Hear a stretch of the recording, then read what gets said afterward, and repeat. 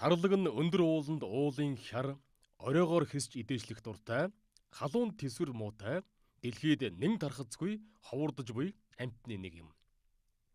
Сарлагыг Төв Азийн өндөрлөгт оршдог Афганистан, Бутан, Монгол, Орос, Хятад, Энэтхэг, Киргиз, Тажик, Балб зэрэг орнуудын уулархаг нутгуудад голлон үржүүлдэг. Дэлхийд 14 сая орчим сарлаг байна. Монгол улс сарлагын тоо толгоогоор Хятадын дараа 2 дугаарт орж байна. Манай улс нийт 600 мянга орчим сарлагтай бөгөөд нийт сарлагын зөнхлөх хэсэг нь Алтай, Хангай, Хөвсгөлийн улсын савнуудгаар далайн түвшнээс 2000 м-ээс дээш уулын өндөр бүсэд идээшин дассан байдаг.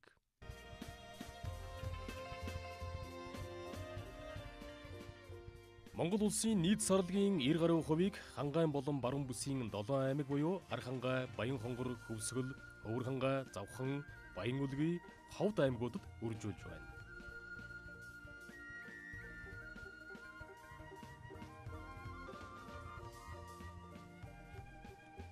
Төслөөс хийсэн сарлагын зүсний судалгааны дүнгээс харахад хар зүс 63%, бор зүс 14%, хөх зүс 8%, цагаан цайвар зүс 7%, тарлан зүс 8%-ийг тус тус эзэлж байна. Сарлаг нь Монгол малын хурж идээшилдэггүй таг, тайгын бүслүүрийн байгалийн бэлчээр сайн дасан зохицож идээшилдэг учраас нам дор газрын өвс, ус тэгш бэлчээрийг бусад малд ашиглах боломж өгдөгөөрөө бэлчээрийн сэлгэлттэй, байгаль дээлтэй амьт юм.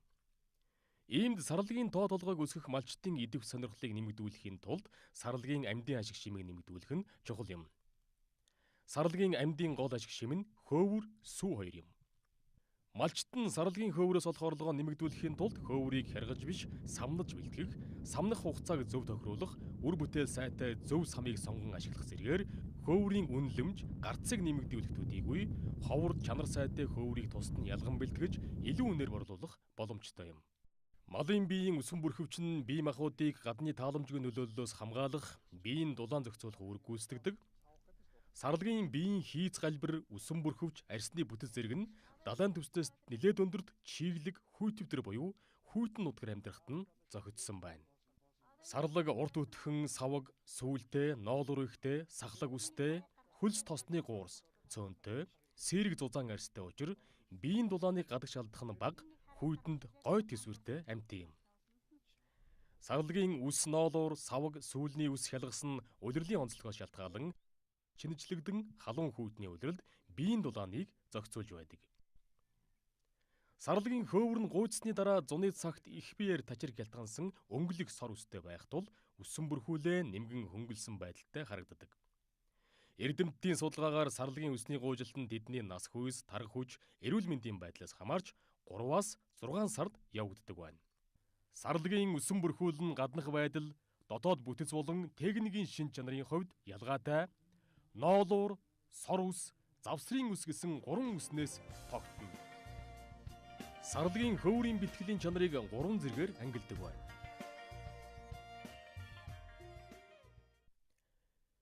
Бие махбодын физиологийн үйл ажиллагаа гадаад орчны нөлөөллөөр сарлагын өсөн бүрхүүлийн хамгийн нарийн зөөлөн ноолуурын үс нь эхлээд хөөрдөг байна.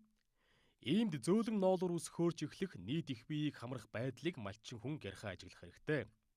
Хөөрөөд удвал самнах хугацаа хэтэрч ноолуур гадны механик үйлчилгээгээр гээгдэж малчны жилийн хөдөлмөрийн үр ашиг буурахад хүрнэ. Сарлагыг самнахдаа ногт, уяа, бэхлэгээний шон, хашаа, зориулалтын сам, шуудай, дэвсгэр зэргийг ашиглана.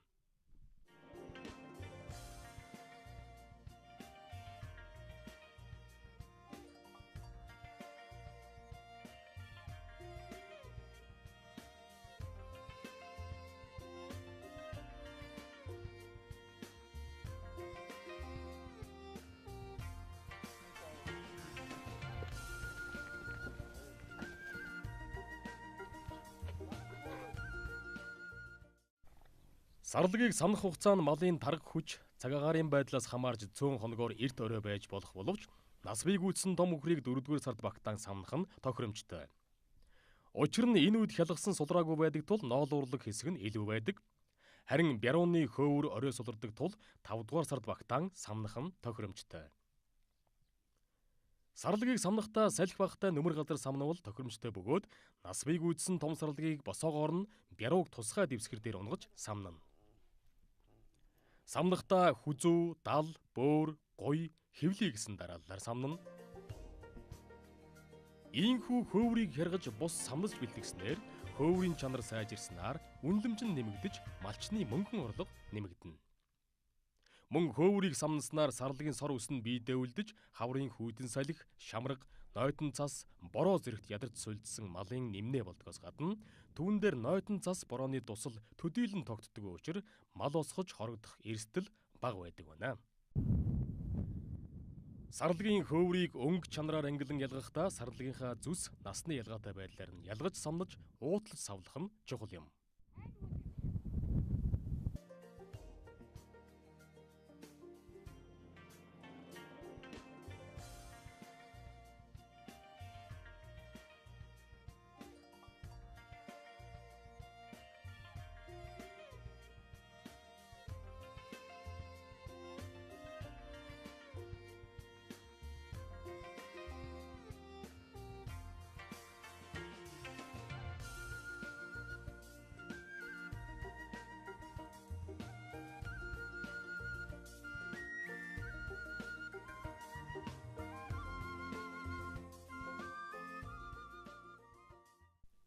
Түүхийн эдийн чанарын гол үзүүлэлтийн нэг бол ширхэгтийн голчим.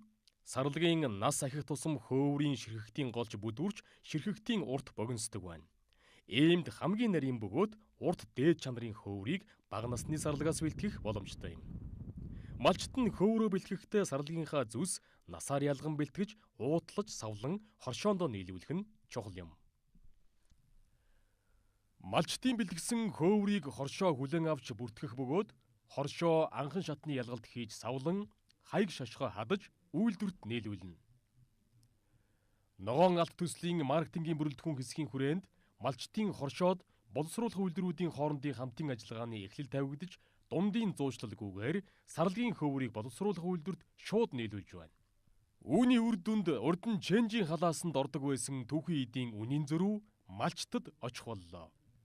Сарлагын баруунаас 400-аас 450 г, шүдлэнгээс 700-аас 750 г, нас гүйцсэн сарлагаас 400-аас 500 г, бухнаас 700 г хөөвөр гардаг байна. Нэг сарлагаас дунджаар 500 г хөөвөр гарна гэж тооцвол жилдээ улсын хэмжээгээр 240 орчим тонн хөөвөр бэлтгэх нөөц байгаа боловч өнөөгийн байдлаар 30-аас 40% нь л бэлтгэдэг байна. Эндээс тооцож үзэхэд жилдээ 180 орчим тонн хөөврөө бэлтгэхгүй байгаа буюу 2 тэрбум гаруй төгрөгийн орлого олох боломжоо алдаж байна. Нөгөө талд сарлагын хөөврөөр бүтээгдэхүүн үйлдвэрлэгчид шаардлагатай түүхийн эдээр дутагдж байна. Иймд үйлдвэрлэгчдийн эрэлтийг хангах үйс тэдний чанарын шаардлагад нийцсэн сарлагын хөөврийн хэмжээг нэмэгдүүлэх шаардлагатай байна. Малчт нь үйлдвэрлэлийн хэрэгцээ шаардлагад нийцсэн чанартай түүхийн эдийг бэлтгэхийн төлөө ирмэлцдэг байх. Үйлдвэрлэгчид нь чанартай түүхийн эдэд илүү үнийг төлдөг байж гэмээн харилцан ашигтай ажиллах боломжтой юм.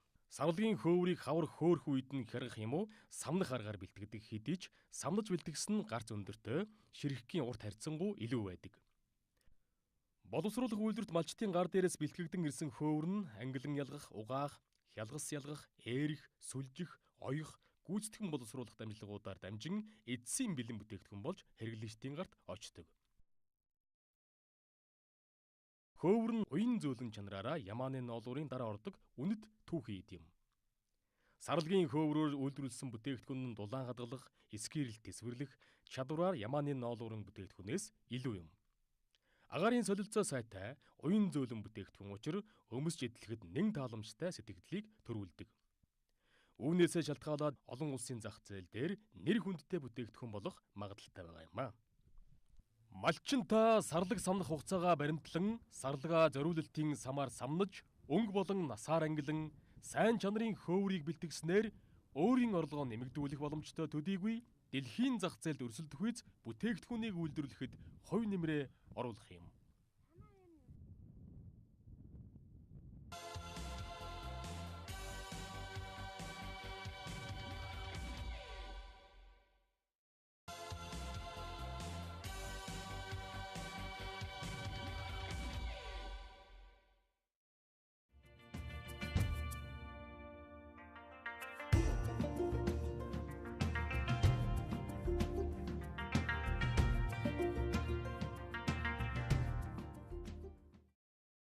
Сарлагыг Төв Азийн өндөрлөгт оршдог Афганистан, Бутан, Монгол, Орос, Хятад, Энэтхэг, Киргиз, Тажик, Балб зэрэг орнуудын уулархаг нутгуудад голлон үржүүлдэг.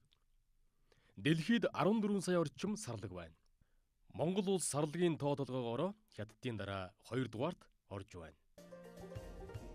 Манай улс нийт 600 мянга орчим сарлагтай бөгөөд нийт сарлагын зөнхлөх хэсэг нь Алтай, Хангай, Хөвсгөлийн уулсын савнуудгаар далайн түвшнээс 2000 м-ээс дээш уулын өндөр бүсэд эдээшин дассан байдаг.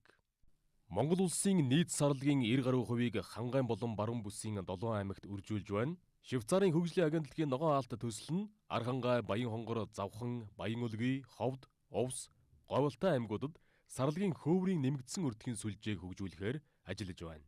Төслөөс хийсэн сарлагын зүсний судалгааны дүнгээс харахад хар зүс 63%, бор зүс 14%, хөх зүс 8%, цагаан цайвар зүс 7%, тарлан зүс 8%-ийг тус эзэлж байна. Сарлаг нь Монгол малын хурж идээшилдэггүй таг, тайгын бүслүүрийн байгалийн бэлчээр сайн дасан зохицож идээшилдэг учраас намдор газрын өвс, ус тэгш бэлчээрийг бусад малд ашиглах боломж өгдөгөөрөө бэлчээрийн сэлгэлттэй, байгаль дээлтэй амьт юм. Сарлаг урт өтгөн, саваг, сүүлтэй, ноолур ихтэй, сахлаг үстэй, хөлс тосны гуурс, цөөнтэй, сэрэг зузаан арьстай учир биеийн дулааныг гадагш алдах нь бага, хүйтэнд гой төсвөртэй амьт юм. Сарлагын үс ноолуур, саваг, сүүлний үс хялгас нь улирлын онцлогоос шалтгаалan шинэчлэгдэн халуун хүйтний улиралд биеийн дулааныг зохицуулж байдаг. Эрдэмтдийн судалгаагаар сарлагын үсний гуйжилтанд тэдний нас хүйс, тарга хүч, эрүүл мэндийн байдлаас хамаарч 3-аас 6 сард явагддаг байна. Сарлагын хөөвөр нь гуйцсны дараа зуны цагт их биеэр тачир хялтгансан өнгөлөг сор үстэй байх тул өссөн бүрхүүлээ нэмгэн хөнгөлсөн байдалтай харагддаг. Бие махбодын физиологийн үйл ажиллагаа гадаад орчны нөлөөллөөр сарлагын өсөн бүрхүүлийн хамгийн нарийн зөөлөн ноолуурын үс нь эхлээд хөөрдөг байна. Сарлагыг санах хугацаа нь малын тарга хүч, цаг агаарын байдлаас хамаарж цөөн хоногоор эрт орой байж болох боловч нас бий гүйцсэн том үхрийг 4-р сард багтаан самнах нь тохиромжтой. Учир нь энэ үед хялгасан сулраагүй байдаг тул ноолуурлаг хэсэг нь илүү байдаг. Харин бярууны хөөвөр орой сулардаг тул 5-р сард багтаан самнах нь тохиромжтой. Сарлагыг самнахдаа салхи багтай нөмөр газар самнавал тохиромжтой бөгөөд нас бий гүйцсэн том сарлагыг босоогоор нь бярууг тусгай дэвсгэр дээр унгаж самнана. Самнахдаа хүзүү, дал, бөөр, гуй, хэвлий гэсэн дараалалаар самнана. Сарлагыг самнахдаа үсний ширхэгтийг дагуулan самнах бөгөөд хэд их дарж самнавал малын арьс гэмтдэг байна. Сарлагын хөөврийн бэлтгэлийн чанарыг дээд 1, 2 дугаар зэрэг гэж ангилдаг. Сарлагын нас ахих тусам хөөврийн ширхэгтийн голж бүдүүрч ширхэгтийн урт богино. Иймд хамгийн нарийн бөгөөд урт дээд чанарын хөөврийг бага насны сарлагаас бэлтгэх боломжтой юм. Сарлагын бяруунаас 400-аас 450 г, шүдлэнгээс 700-аас 750 г, нас гүйцсэн сарлагаас 400-аас 500 г, бухнаас 700 г хөөвөр гардаг байна. Боловсруулах үйлдвэрт малчтын гар дээрээс бэлтгэгдэн ирсэн хөөвөр нь ангилан ялгах, угаах, хялгас ялгах, эерэх, сүлжих, оёх, гүйцэтгэн боловсруулах дамжлагуудаар дамжин эдсийн бэлэн бүтээгдэхүүн болж хэрэглэгчдийн гарт очдог. Хөөвөр нь уян зөөлөн чанараараа ямааны ноолуурын дараа ордог үнэт түүхий эд юм. Сарлагын хөөврөөр үйлдвэрлэсэн бүтээгдэхүүн нь дулаан хадгалах, эскэрэл тэсвэрлэх чадвараар ямааны ноолуурын бүтээгдэхүүнээс илүү юм. Агаарын солилцоо сайтай, уян зөөлөн бүтээгдэхүүн учир өмсч эдлэхэд нэн тааламжтай сэтгэгдлийг төрүүлдэг. Үүнээсээ шалтгаалаад олон улсын зах зээл дээр нэр хүндтэй бүтээгдэхүүн болох магадлалтай байгаа юм а.